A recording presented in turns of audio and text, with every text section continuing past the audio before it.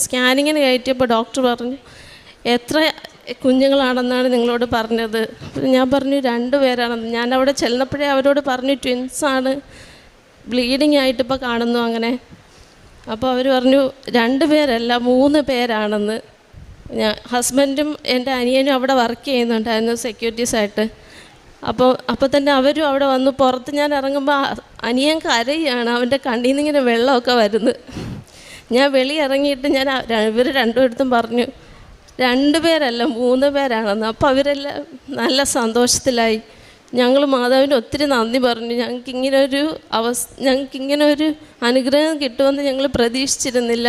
ഞാൻ ഒന്നേ ചോദിച്ചുള്ളൂ, പക്ഷേ എനിക്ക് 3 പേരെ തന്നു. അങ്ങനെ ഓരോ സ്കാനിങ്ങിൻ്റെ സമയത്തും ഓരോരോ പ്രശ്നങ്ങൾ ഞങ്ങൾ ഡോക്ടേഴ്സ് പറയും. NT സ്കാൻ ചെയ്തു, അതിൽ നേസൽ ബോൺ കണ്ടില്ല 3 പേർക്കും. അങ്ങനെ 5ാമത്തെ മാസം വരെ നേസൽ ബോൺ വന്നില്ല. അങ്ങനെ ഡൗൺ സിൻഡ്രോം ആയിരിക്കും കുഞ്ഞുങ്ങൾക്ക് എന്നൊക്കെ പറഞ്ഞ് ഞങ്ങൾക്ക് ഒത്തിരി വിഷമമായിരുന്നു. ആ സമയം മൊത്തം ഞാൻ ഒത്തിരി ടെൻഷൻ അനുഭവിച്ചു ഇതിൻ്റെ പേരിൽ. ഓരോ സ്കാൻ ചെയ്യുമ്പോഴും ഓരോരോ കാര്യങ്ങൾ പറഞ്ഞിട്ട്.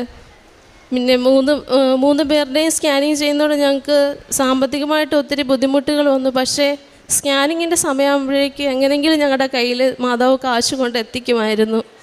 അങ്ങനെ ഒരു മുടക്കം കൂടാതെ എല്ലാ സ്കാനിങ്ങും ചെയ്തു. ഓരോ തവണ ഡോക്ടറിനെ കാണാൻ ചെല്ലുമ്പോഴും ഡോക്ടർ അഡ്മിറ്റ് ആകാം, ഷുഗർ കൂടുതലാണ് അങ്ങനെ പറയും. High risk പ്രഗ്നൻസിയാണ്.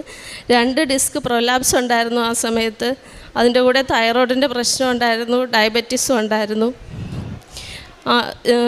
ആദ്യം 12ാമത്തെ മാസത്തിൽ 12ാമത്തെ ആഴ്ചയിൽ ഡോക്ടറിനെ കാണിക്കുമ്പോൾ ഡോക്ടർ പറഞ്ഞത് 3 പേരെയും കൂടി ഒരുമിച്ച് നിങ്ങളുടെ യൂട്രസിന് കണ്ടിന്യൂ ചെയ്യാൻ ബുദ്ധിമുട്ടായിരിക്കും, ക്യാരി ചെയ്യാൻ ബുദ്ധിമുട്ടായിരിക്കും. PCOD ഉണ്ടായിരുന്നതുകൊണ്ട് ഹോർമോണിൻ്റെ ബുദ്ധിമുട്ടുകൾ ഉണ്ടായിരുന്നതുകൊണ്ട് നിങ്ങൾക്കത് കണ്ടിന്യൂ ചെയ്യാൻ പാടായിരിക്കും. ചിലപ്പോൾ 3 പേരും ഒരുപോലെ അങ്ങ് പോവും, അബോഷനായി പോവും.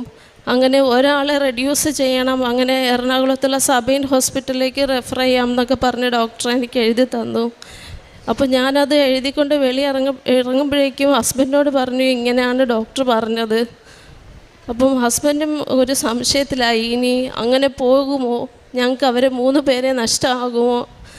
പിന്നെ ഉടമ്പടി തൈലം ഇട്ട് ഒരുപാട് പ്രാർത്ഥിച്ചു മാതാവിനോട്.